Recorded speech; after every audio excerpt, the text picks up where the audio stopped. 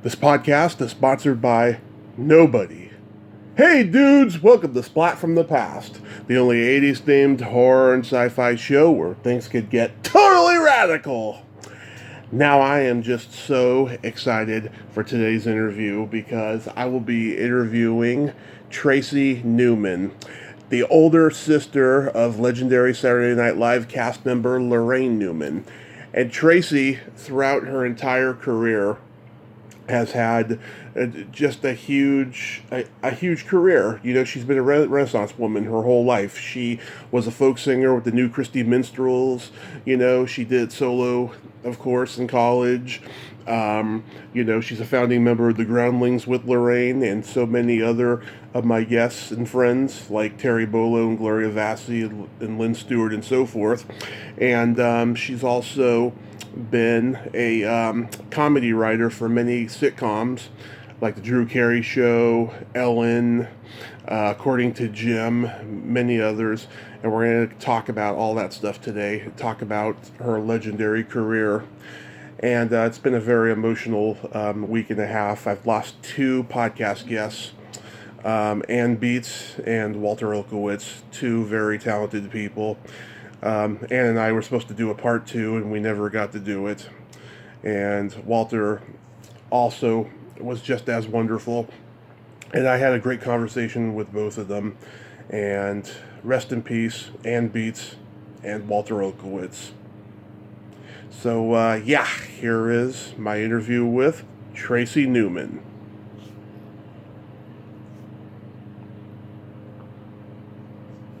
Hi. Good morning, Tracy. Welcome to the show. Thank you. Good morning to you, too. Hey, you're up there in Reading. Are you near Camp Trinity? I believe so. It's like up by Hayfork, something like that. Yeah, I've only been up here 4 years. I mean, I know a great deal of the area by now, but there's also a lot of areas I don't know. It's pretty huge. Yeah, I went to Camp Trinity when I was 10 years old. Mm-hmm. Brother was there, too. And it was in, up by, the, Oregon River. Mm-hmm. Yeah, small That's world. where you are, right? That's where Reading is? Yeah. We're like just a couple hours away from Sacramento, and we're between Sacramento and San Francisco. Uh-huh.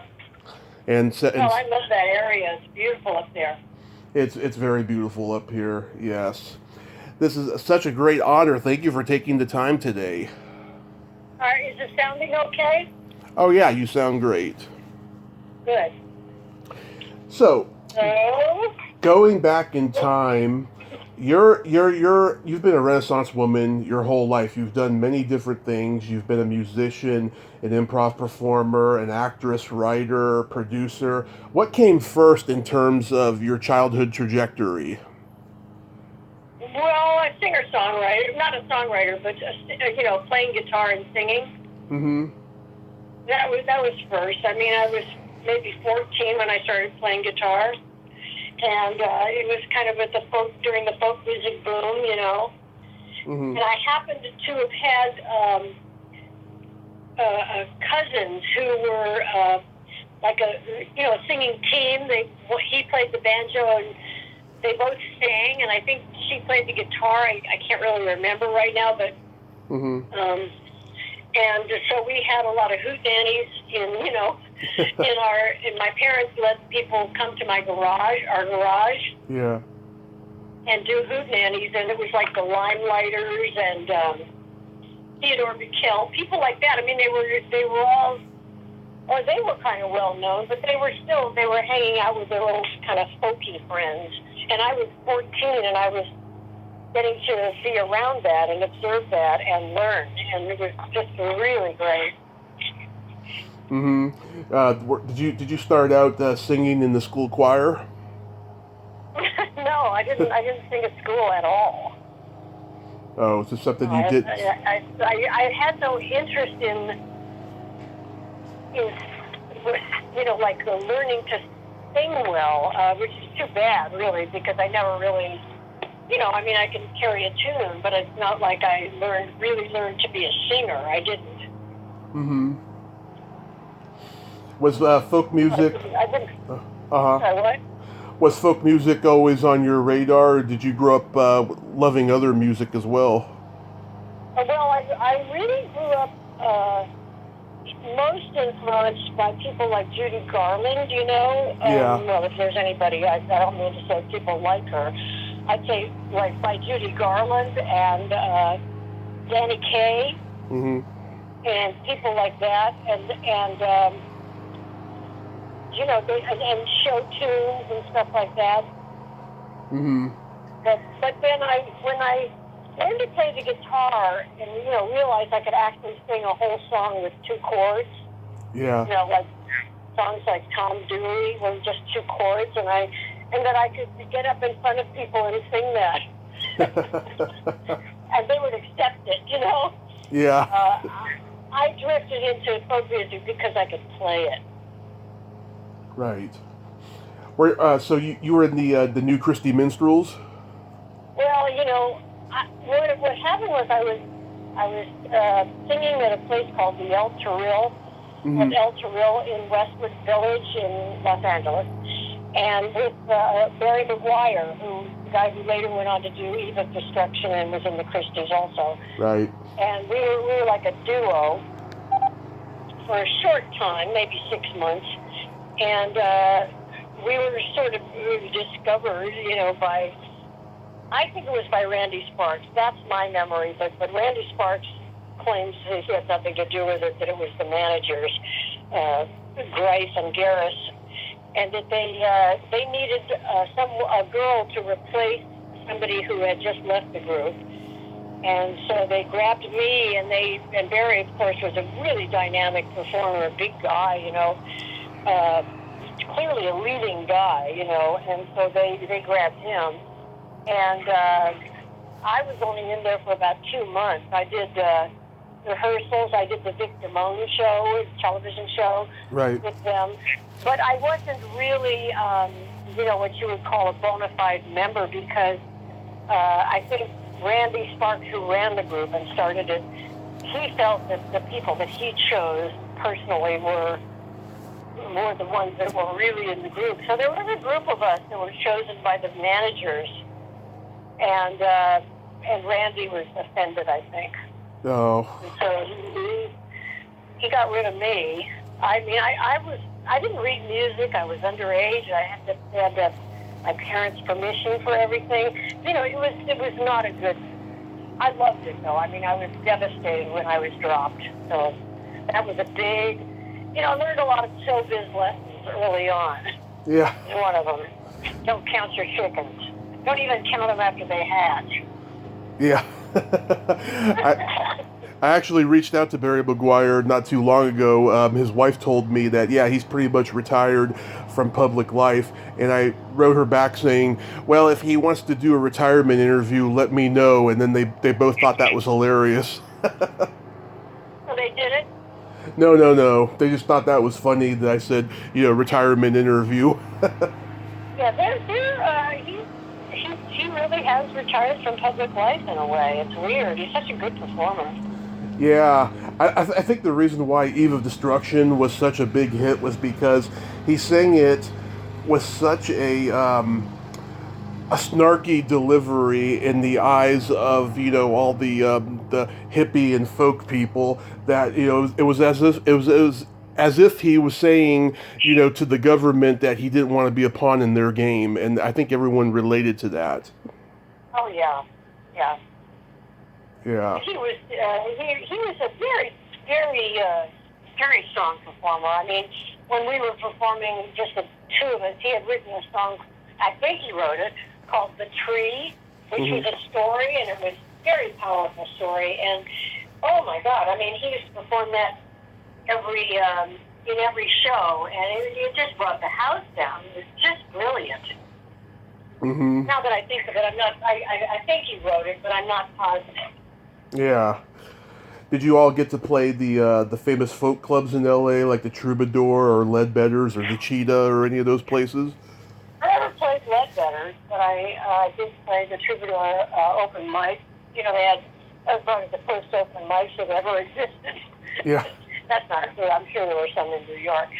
But, it's the first thing I saw. I was one of the first, I think Barry and I were one of the first acts at their open mic.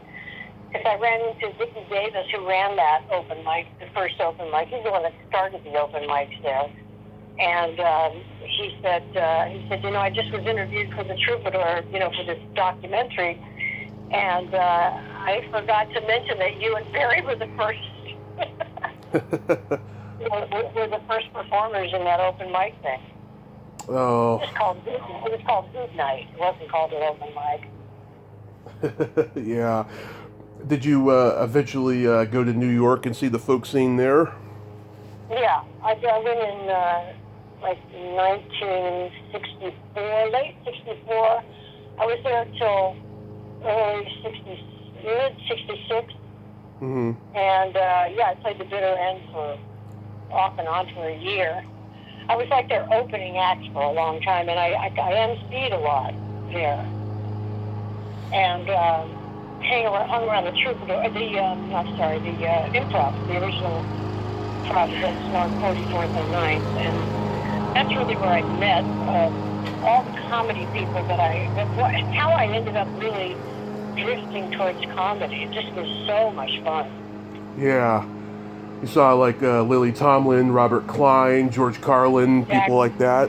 Not George Carlin. I saw, first of all, the first time I ever saw a song improvised was Robert Klein, and I never had done it and didn't know how to do it, but that didn't stop me from teaching it at the Groundlings when we were first starting out, before we were even named the Groundlings. Mm-hmm. I was teaching improv and song improv because I had seen it. I'd done so well. And, teaching back then at the Groundlings, it wasn't so much teaching as presenting kind of, I played the guitar, so I was a musician. And then soon after that, Jimmy Martinez joined the group, and he was kind of a jazz guitar player, so he became the musician.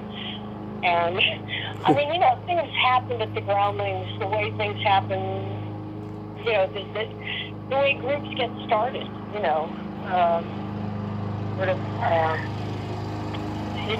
disorganized and not quite professional yet, Yeah. Because the Groundlings was an incredibly fun time. Yeah. But when you were at the Improv in New York, were people like Uncle Dirty around? I don't even know who that is. Bob Altman? No, I don't. You mean Robert Altman, the director? No. Bob Altman. He they called him Uncle Dirty. He was a very dirty, but yet very subversive comedian, and he had an album out and everything, and he never got that super famous because he was so dirty. He was like the original Robert Schimmel in a way. Yeah. Oh, I didn't know him. I hung out with Rodney Dangerfield. Rodney was like about 40. We were all in our early 20s, and Rodney had quit show business in his 20s and got married and was in the roofing and siding business. His real name was Jack Roy, I think. I only knew him as Rodney, but I think his name was Jack Roy. And then when he came back to show business, he was hanging around the Improv, in his early 40s. So he was there all the time. I got to know him very well. Mm-hmm. Everybody. When Richard Pryor was there, everybody was there. Yeah, that was the after hours place to go. Didn't you go on a date with Rodney Dangerfield? Yes, I did. He was separated from his wife at that time. He was remarried her, actually. I think they got divorced and remarried. It's funny because Lorraine, when my sister Lorraine Newman from SNL, she dealt with Rodney on SNL. And one time, not too, 20, 25 years ago, we went to Vegas to see Rodney, and so it was funny to have me and Lorraine both there. Yeah. That's just like a funny situation. Yeah, I remember the classic sketch they did, Manhasset.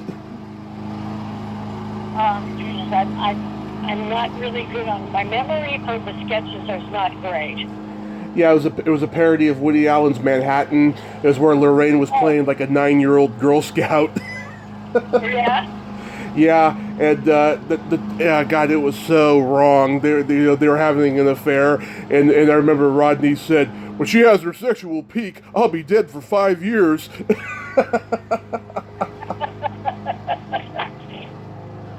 was brilliant. He was. Oh my God, nobody He was, can be he was Rodney. brilliant. Yeah, they say whenever He was writing for Joan Rivers back then. yeah. They say that when he would guest star on something, he would write his own jokes because no one could write for him. Oh, absolutely. He wrote his own stuff. Yeah. Yeah. I mean, that's really what he was originally, was a comedy writer, a joke writer. Yeah, he was a brilliant writer, very brilliant, Mm-hmm. and then he got to a point where he had very talented guys like Robert Wool writing for him. Yeah, I didn't really know. It's funny, I ended up being a comedy writer, but didn't know any of the comedy writers. Yeah. Did you know that Danny Aiello was a bouncer at the New York Improv? No, I'm sure that was after me. I was there like number 64, end of 64, 65, beginning of 66. I don't know when Danny was there, but it was later. Yeah, was it around that time you were on that Brooklyn College show WNET? Yeah. Yeah. WNET. This woman, Joan Shepard, who taught classes at Brooklyn College, taught the television class, saw me in a bar, I guess, performing, and asked me if I wanted to do something, do something for at Brooklyn College for WNET. She had a situation where she felt she could get a show on. So we hit on the idea of approaching the show What's New, which was already existing.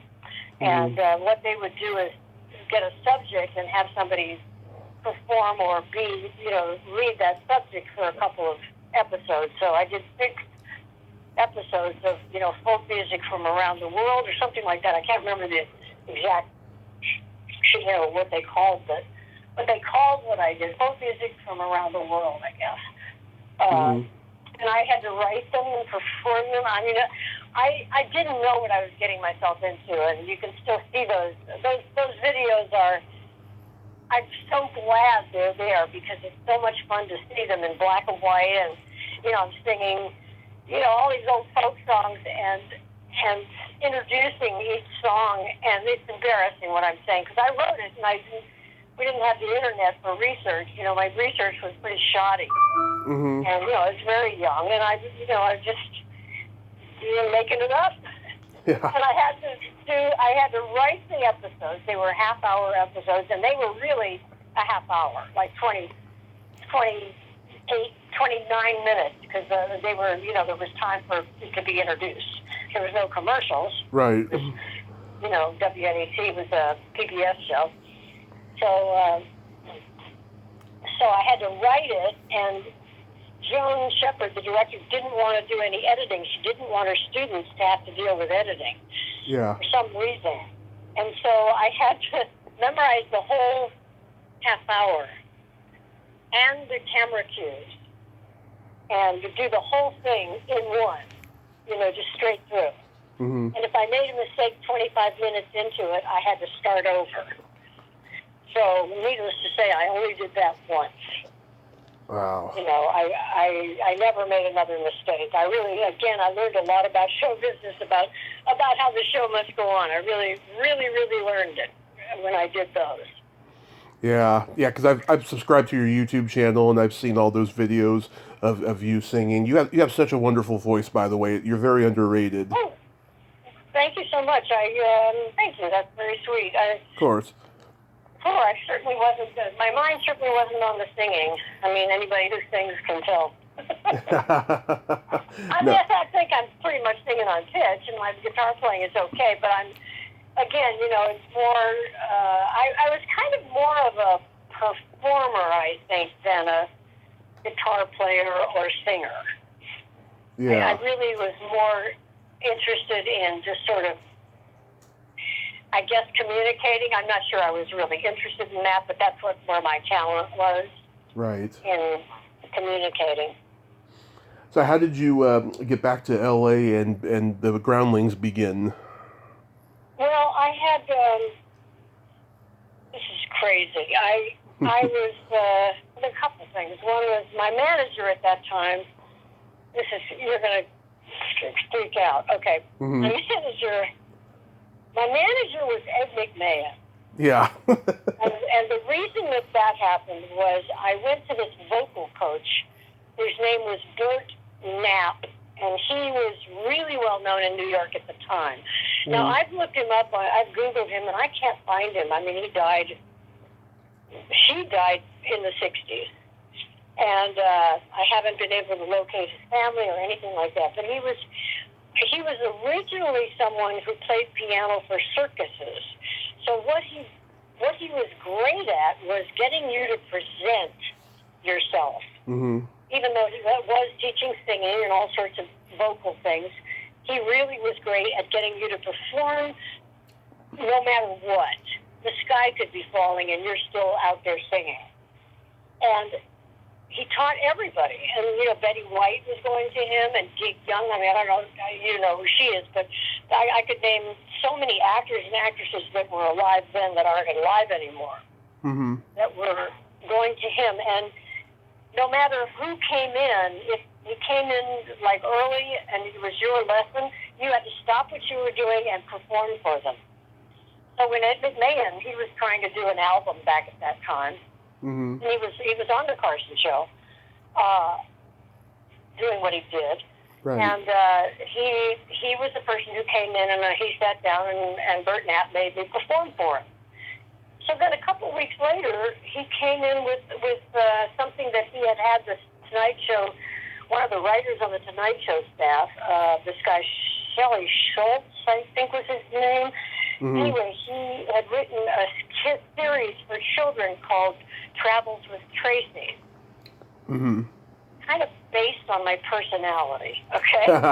it really, like, nothing about that script told me what to do, other than what to say. I mean, I had no idea why I was chosen for this, or why he, other than he liked me. He thought I was good, Yeah. So we tried to sell this show, and he signed me to a 1-year management contract. He and his manager was a guy named Bob Coe, and so together they signed this thing with me. And he tried very hard to, sell this show, and he couldn't sell it because everybody would say, well, this is a nice idea, but why her? She's not a star. Let's get a star to do this. Mm-hmm. So the usual thing, what happens now, too. And so, but anyway, we became kind of friendly, I don't mean we weren't dating or anything. I mean, he was a married man, and I was, 12. I was in my very early 20s. I just, he would come to shows to see me, and he would get me auditions and, try to work things out. He even put me on the Tonight Show back then. At that time, it was called, there was a thing called the First 15. Mm-hmm. You know about that? I vaguely remember hearing something about the First 15, yeah. Yeah, because so it was the first 15 minutes. It would start at, I guess, 11:45. I think the show came on at midnight. I'm not positive about my exact times here, but so at 11:45, they would do 15 minutes that just showed in New York. Mm-hmm. And Joey Bishop was the guest host. And so oh boy, he put me on singing in the first 15. Another opportunity that I blew, like seriously blew, and learned a great deal about show business again. I'm lucky that I did all these failures at an early age. Yeah. I mean, they weren't really failures, but they were like, things where I really, really learned big lessons. But anyway, so when I left New York, you asked me why, sort of why I left New York. Mm-hmm. I was in a relationship that I wanted to end, and my career was, I had had this horrible experience with The Tonight Show. Mm-hmm. And there were other things happening career-wise, too. And I just thought, I got to get out of here. I got to go home. So I left my whole apartment and everything. I left all my stuff. I just left and came back to L.A. and never left again. So you started attending Gary Austin's workshops? Yeah, like around 1972, I was teaching nursery school. I had kind of quit show business for a while because I was very burned by it, and so I started this went to this improv class. I honestly don't remember. I was dating Ricky Jay at the time, or maybe it was Stanley Meyer and Hambleman. I went through this period of going out with other performers and stuff, and I had just broken up with Ricky Jay, I think, and was seeing Stanley Meyer and Hambleman. I don't know if you know who he is, but he was very funny. He was a kind of a regular on the Dean Martin show. Mm-hmm. Very funny comic. And somehow I got led to the Gary Austin workshop. And that was quite a thing at the time. I mean, it was really, I had seen improv at the Improv in New York, but I had never studied it or anything. And here I was in this great class. Tim Matheson was in that class, and Valerie Curtin, and Jack Sue. I mean, I don't know if you know who these people are. Pat Morita. Oh, yeah. Know them all. Craig Nelson. Craig Nelson. Craig T. Nelson, yeah. It's just an incredible group of people. And then there were people like me who were not, nobody knew. Yeah. And then I brought Lorraine there, too. I dragged her to class. And, I stayed there I was in the Groundlings for maybe 15 years or more, rebuilding it. Yeah. I mean, with... Lorraine left, Lorraine got SNL pretty quickly. Yeah. She was only in maybe for a year, Yeah. I mean, with everybody I've talked to, like Terry and Gloria, and I just talked to Danny Mora recently. Mm-hmm. And I've talked to Carol White and Lynn Stewart. I mean, just a great... Oh, my God. Lynn Stewart's it's just my best friend. She and my sister are my best friends, but Carol White was so funny. Yeah. So funny. Oh, my God. Carol is the queen of wisecracking. Oh, my God. I still have cassette tapes of her doing improv songs with Kip King. That was such a brilliant combination. So funny. Yeah, Kip King is Chris Kattan's father. Yeah. Yeah. And Archie Hahn was there. He actually turned down Saturday Night Live to build the theater, right? Yes, he did. Well, it wasn't to build the theater. He turned down SNL because he was going out with, he was in love with Louise Williams, and she turned it down also. They had a career here. Mm-hmm. There was no reason for them to take a chance of moving to New York, because you had to move to New York. Right. You really had to move. You had to be ready to do a whole season. And they didn't know whether that was going to succeed. And she was slated to do the spin-off from Bewitched, to do Tabitha. Oh. It would be Tabitha. And also she was going to be on the Valerie Harper show. She was originally going to be the sister, the part that Julie Kavner got. So Louise was busy, and she was making good money and everything. And I don't know if they were ever formally offered the show. I think they might have been, though. I would have offered it to them, Archie Hahn and Liberty Williams, and then also I think Sandy Helberg might have been offered the job. Yeah. They were, remember, it's like it's one thing to be offered a job in town, and then you say, well, sure, I'll take a chance on that, but to actually move, and with people, there was no track record, nobody knew who Lauren was. Yeah. Yeah. But I might. Hopefully, I'm going to be interviewing Archie soon because I just interviewed Peter Elbling, and he's trying to connect us. So, hopefully, yeah. I mean, God, there's so many great people there. Cynthia Zaghetti, who we lost a few years Oh, ago. yeah, brilliant. Yeah, and I heard. The early Groundlings, this was like, probably 25 just absolutely brilliant performers. Right. More people on stage than off stage, than in the audience. Mm-hmm. It was amazing. I heard Adrienne Barbeau was there. Yeah, she was there a short while. That's something I think I'd forgotten, but you're right, yeah. Yeah. Wow. Adrienne Barbeau. And while you. Yeah, I mean, everybody, so many stars started out trying to do improv, Yeah. Like Kevin Costner took a class. Really? He took a beginning class. I wasn't his teacher. Shirley Prestier was his teacher. And he just decided after the first 10, the first, however long the beginning improv class lasted, 10 weeks or something, that he needed words. He couldn't do it. It was uncomfortable for him. That was smart. And, a lot of stars gave it a try. Oh, yeah, I heard Andy Garcia did improv. I don't know if he was ever at the Groundlings, though. Not that I know of, yeah. Yeah. Yeah. Andy Kaufman used to hang around. Andy Kaufman never took the classes that I know of, but he used to come to some of the classes that I was teaching and hang out. Yeah. There's another brilliant person. Oh, yes, of course. Did you know Did you know Vic Dunlop? I did know Vic, not well. Yeah. He had the perfect, Billy Sullivan type of face. He started out in that group Natural Gas, and then, Mitzi Shore told him to try stand-up, and then he was a very funny stand-up. Yeah. I hung around the Comedy Store, too, and like around 72 when Jim Carrey was there, and I guess Robin Williams was just starting to hang around there, and yeah, I used to sing in the small room, the front room there.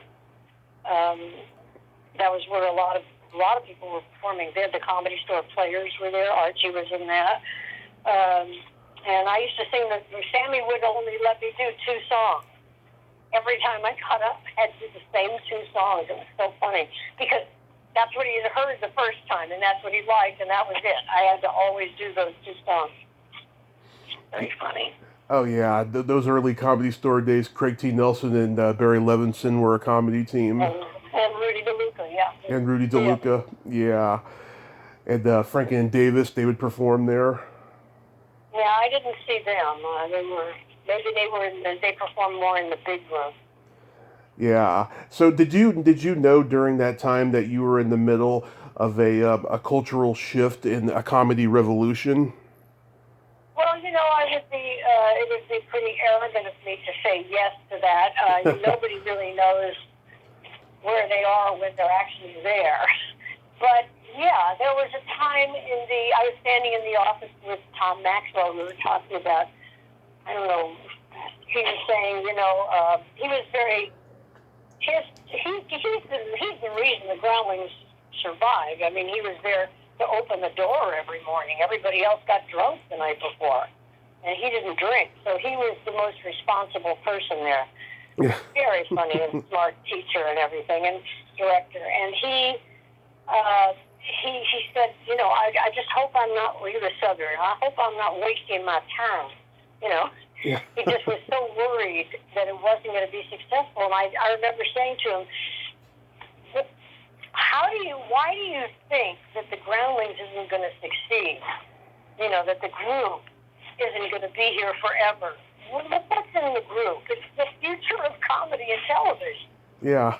I didn't realize that we also had the writers, which is what I ended up doing. I thought that it was just the performers, but it did feel like where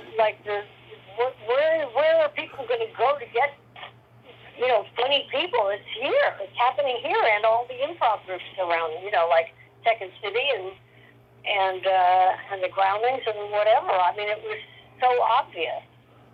Yeah. To me. But that doesn't mean I knew that we were going to be, here 50 years later. Yeah. You know. Terry told me that you all played in a space that had no chairs, just pillows. I don't know if she's talking about Granville. We had to change venues a number of times, and one of the times we were in I don't know if we had shows at Granville, though. I don't remember that, but that doesn't mean it's not true. Mm-hmm. You're dealing with a pretty shoddy memory here. Yeah. About stuff like that. I'm sure we had classes where we had to sit on pillows, but I don't know about shows. Or she'd have to remind me of the venue. Because she did mention the Oxford. Yeah, well, the Oxford, those people had chairs. Yeah. Yeah, your brother did the lighting there, right? Stephen, yeah. Yeah. Yeah, he also did the lighting at the Roxy during that time, and he was on tour sometimes with, I think it was Van Halen, but don't quote me. It was either Van Halen or Eddie. I don't know, because I wasn't a fan of all that kind of music. Yeah. But he was, and he traveled with several bands. Ah, that's amazing. Yeah, I mean everything was just a much more smaller community back then, Well, yeah, it was like anything. Like, look at television. Television back then was 3 major channels. Really 2 major channels, actually. Yeah. Yes, and then CBS, NBC, and ABC. And then Fox came along, and the question was, can it survive? It's not going to survive. Yeah. It's amazing. How naive we all were. And so, yeah, everything was smaller. To look back on it now, it seems so innocent. Did you have? Yeah, my younger brother, Lorraine, has a twin. His name was Paul Newman. He changed it to Dutch, so he's Paul Dutch Newman. Yeah, Paul. Mm-hmm. He's got a band, and he's a great songwriter, just great, and performer. That's wonderful. Wow, so the whole family is pretty much show business based. Yeah, our mother was like so against it. It's so funny. Really? Yeah, I mean, at dinner we would all be talking about show business and movies and stuff, and she'd stop it and she'd say, "Could we just please talk about something normal?" And then it would be quiet at the dinner table because that's all we knew. Yeah. Well, I mean, it's all we were interested in at the time. Yeah. Did you have any standout characters at the Groundlings? Because obviously Lorraine did. She had her surfer girl and all that stuff. Mm-hmm. No, she had that's what she did. I didn't do that. I was not really. I mean, I was more of an MC, and I was myself all the time. Mm-hmm. Even in scenes, I would be myself, and that I would not have gotten into the Groundlings today. Put it that way. Yeah. The caliber of the work today is staggering. Yeah. Do you remember the controversial Easter sketch? What's that?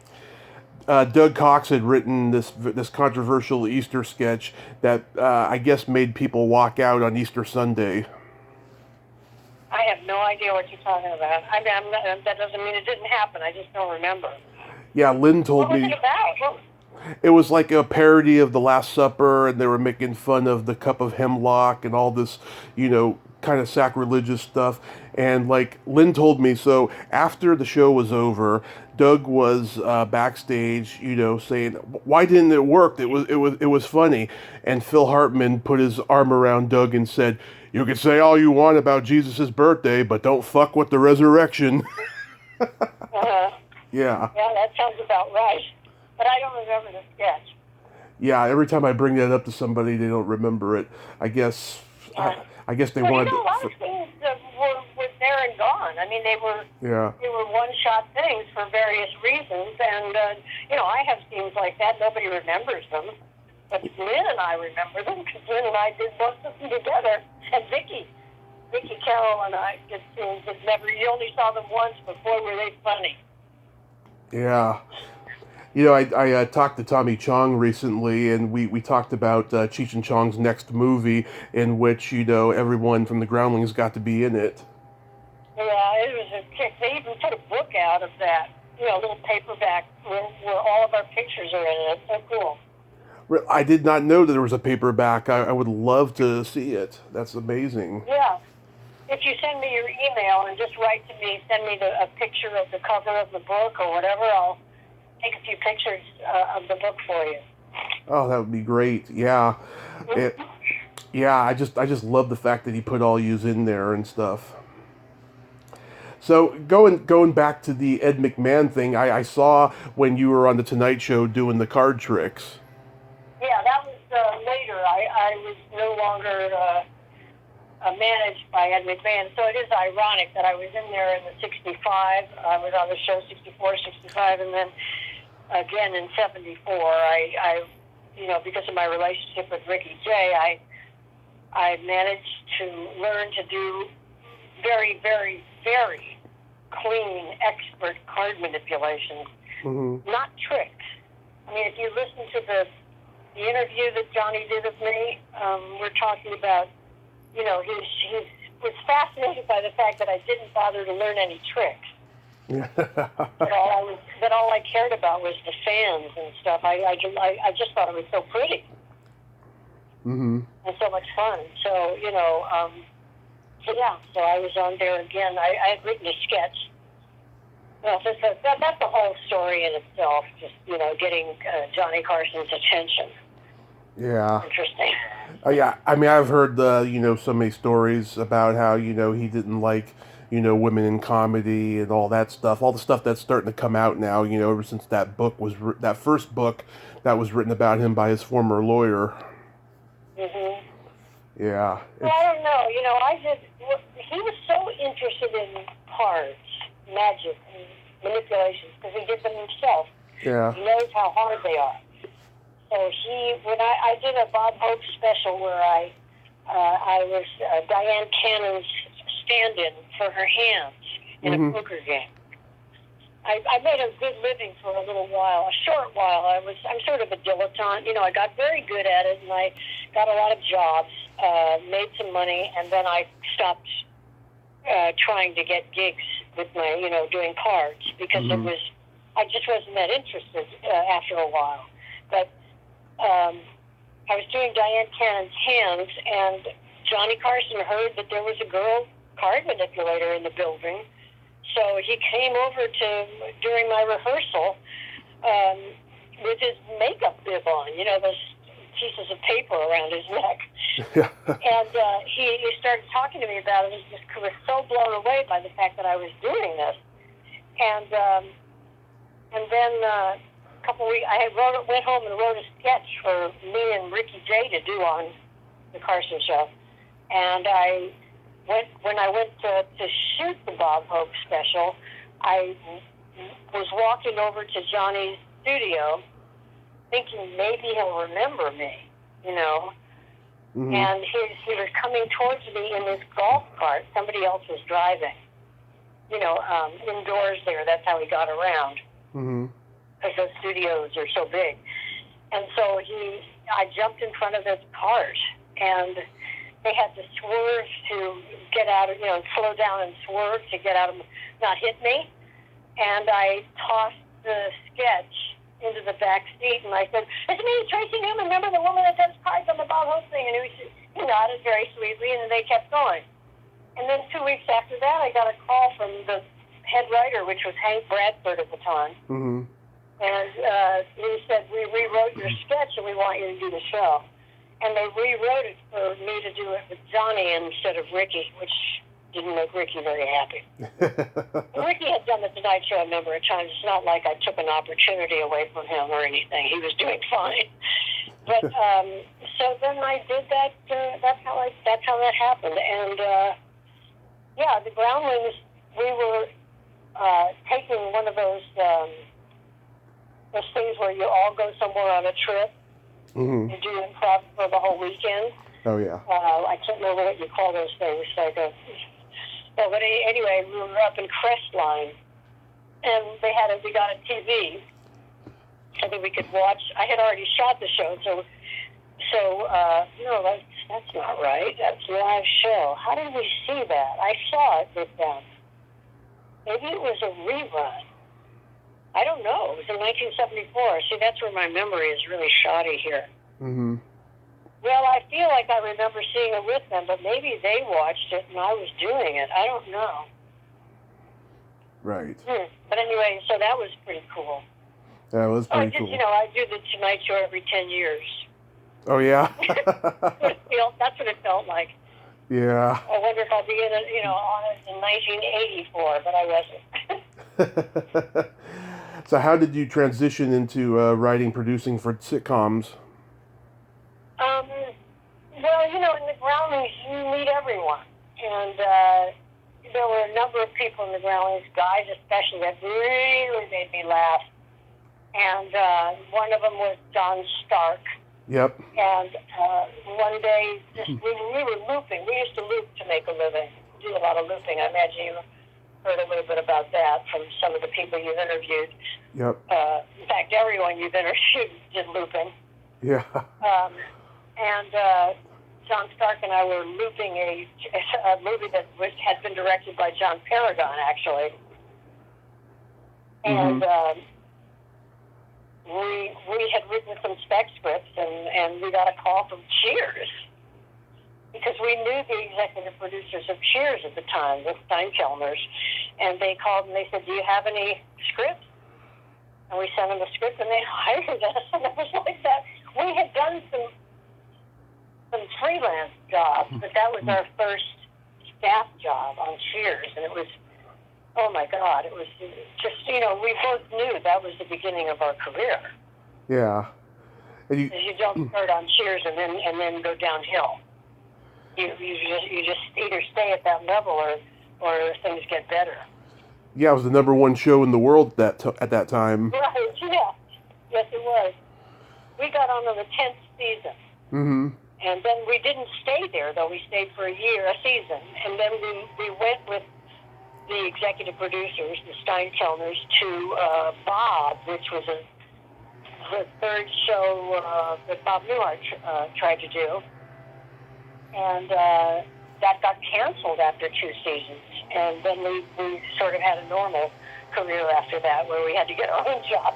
And but it was fine. It was good. And then we worked together for maybe 16 years.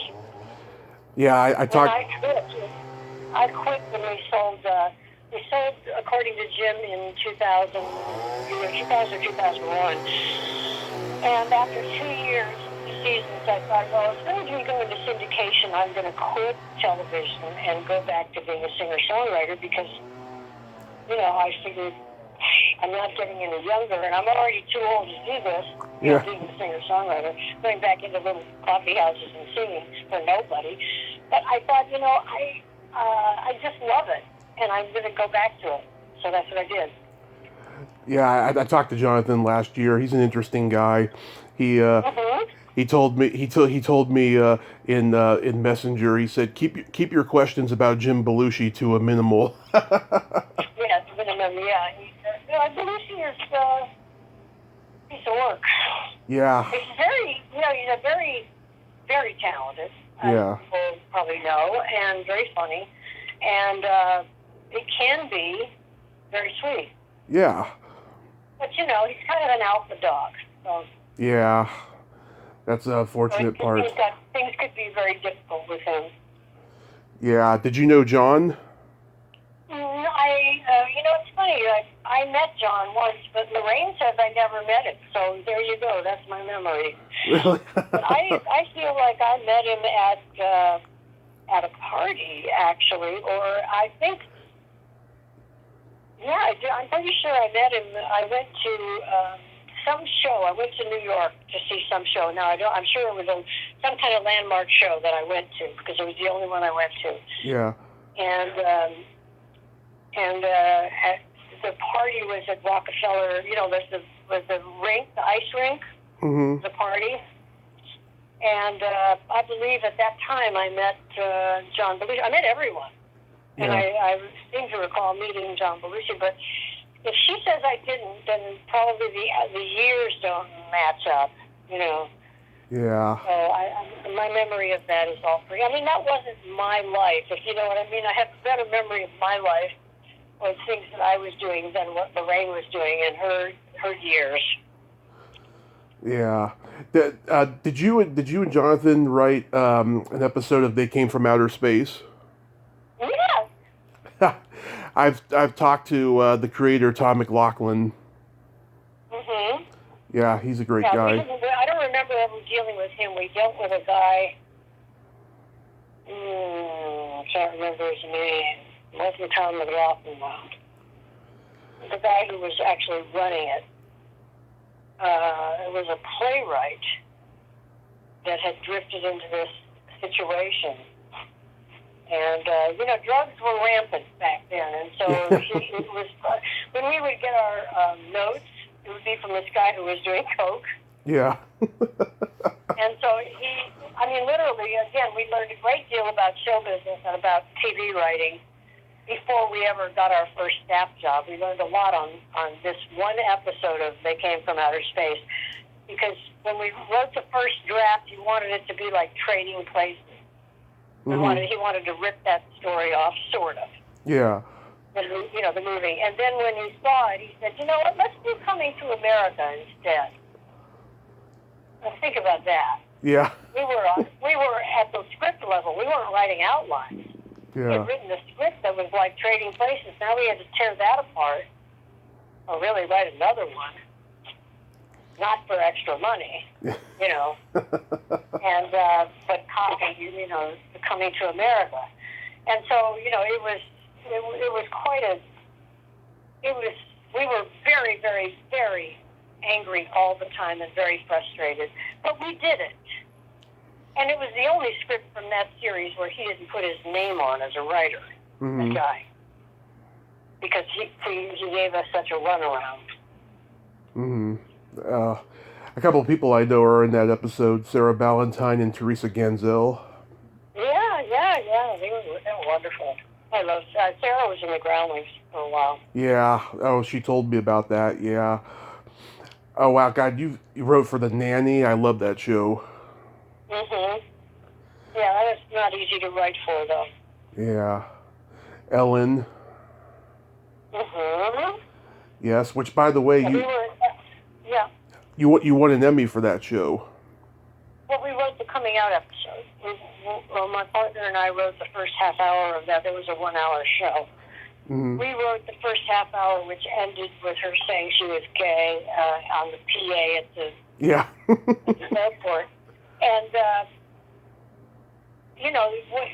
I always have to say this, when you get credit for writing something on television, as a writer, we all know that it's always a group effort. Like the first script that we wrote for Cheers, for instance, you get introduced to the live audience as the writer of the episode. Well, it was our first script there, and it had been completely rewritten. We had not even one word of ours was left in that script. And here we are taking credit for writing it in front of an audience and getting applause. And I remember looking at each other, and then another one of the writers says, don't worry, it'll all come out in the wash. So say, next time it'll be something you contributed to, but you won't get any credit, somebody else will. So just accept it. The coming out episode, we wrote it, but the rewrite that happened in the room there, that was a brilliant room, as they all are, really. Yeah. And so, even though we can take credit where it's really the credit goes to about 12 people.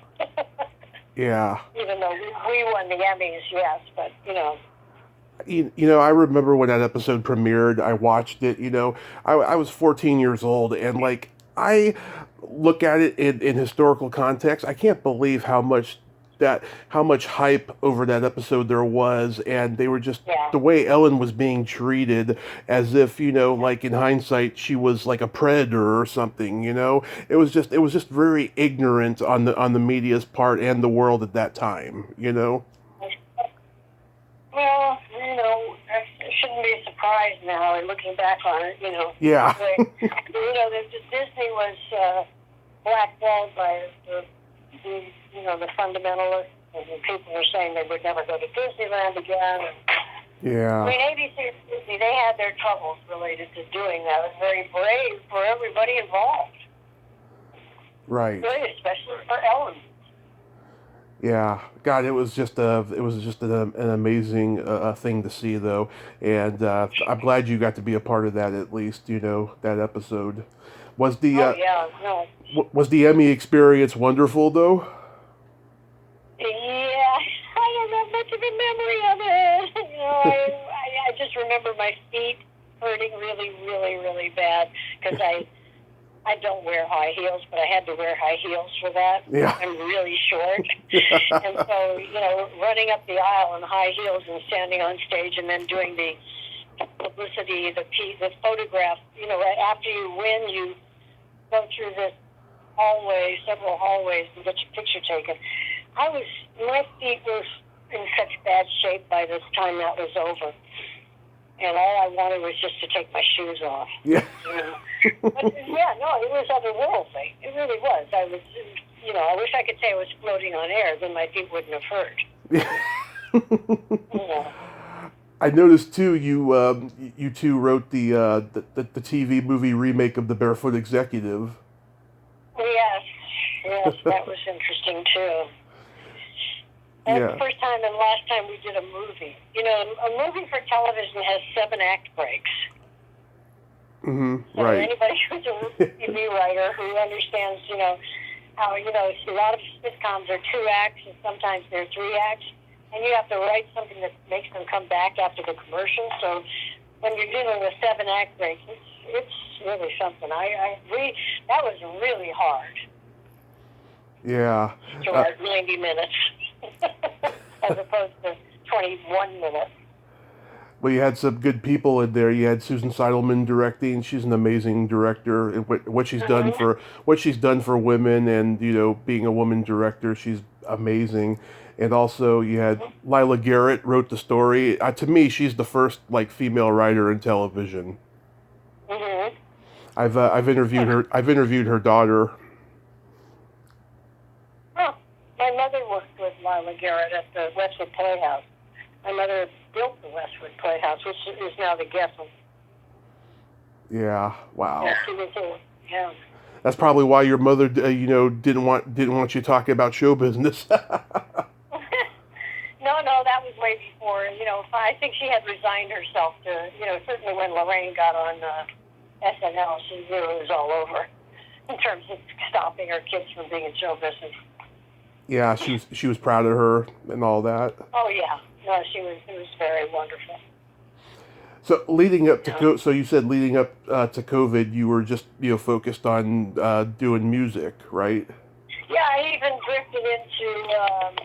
I have a grandson, so at some point before he was born, really quite a bit before he was born, I had a lot of children's songs, and I thought, I'm going to start to do at least record them, Mm-hmm.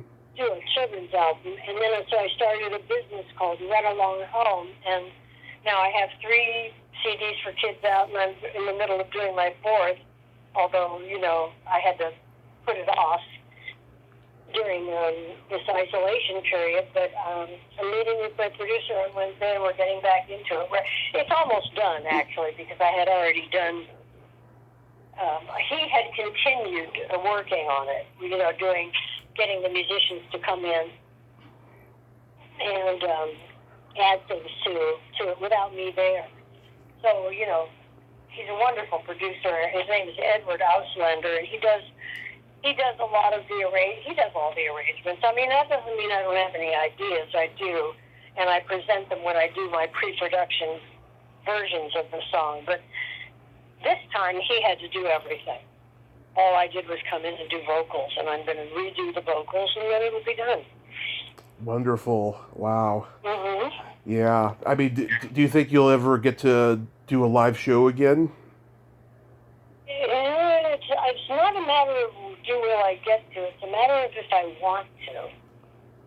I have actually been enjoying Zoom.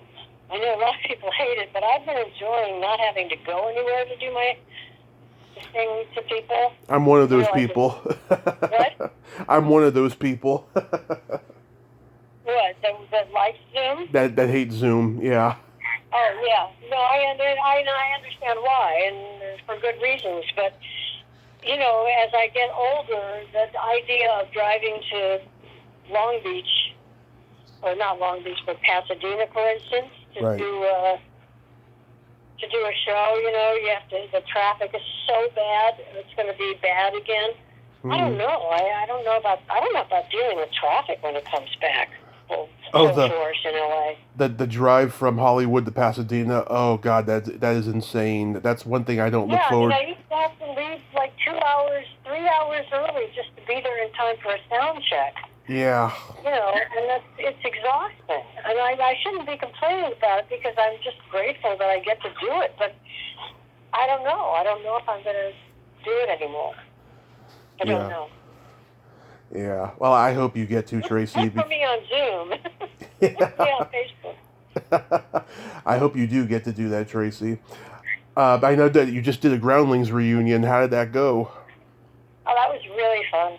It's just so much fun to see those women. It was the women. Mm-hmm. Some of the women from the beginning, like Gloria and Terry and Carol and Phyllis Katz and Lynn and Phyllis. I love Phyllis. Have you interviewed Phyllis? Yeah, I love Phyllis. Yeah. Yeah, Terry told me she had a great time. Because I'd seen it advertised for weeks, and then after it happened, I didn't hear anything about it. So then I just asked her. I said, "How did it go?" And she said she had fun. Yeah, no, it was really fun. We just lost a great writer who I got to interview last year, Ann Beats. Did you know her well? Oh, yeah. I didn't know. I met her. Yeah, I did know her, but Lorraine really knew her. Yeah. Lorraine is that's a very good friend. Yeah, we talked roughly an hour, and we talked about National Lampoon and Saturday Night Live, and then she had to go suddenly, right when we got to talking about Square Pegs, and she was going to come back. I reached out to her around Christmas time, but never heard back from her. But I learned so much about comedy in that time that we talked. I mean, she was just amazing. Yeah, she's quite a lady. She was quite a lady. She said I told her in the email that she was allowed to swear because the most frequent question I get from people is, "Can I swear on your show?" And I told her she could swear, and she was like, "Are you expecting me to swear?" And I was like, "No, but I get asked that a lot." And if the guest can swear, and she said to me, "Well, I won't swear, but I'm not exactly David fucking Mamet." Great. That was great. Well, now it's 11 o'clock. I'm just curious. Are we like? Does this go on indefinitely? Oh, I'm wrapping it up right now. Okay, because I actually have to be somewhere at 11:30. So. Okay, I'm wrapping this up here. Did you also know Walter Olkowitz? No, who is that? He did improv at the Comedy Store in one of those groups. I think he was in the one with Susan Krebs and Bart Braverman and all of them. And then he was a very. Was that the War Babies? I think it was the War Babies. Yes. Because I probably know him on sight.